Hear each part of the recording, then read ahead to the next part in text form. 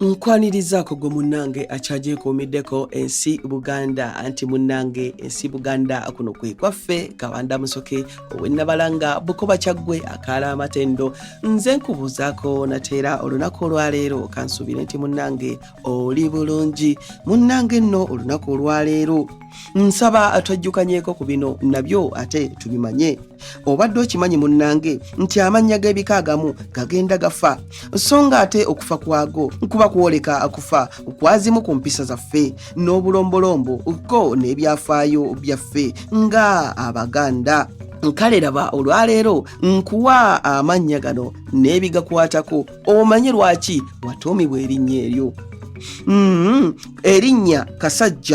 erinnya Kasajja lino nalyo litandikira ku Ssekabaka Ndawula eyatuuma olubiri lwe erinnya Kasajja kaali wano ng'agamba nti litegeeza kitiibwa nti omusajja bw'amala okufa nga bamwogerako nti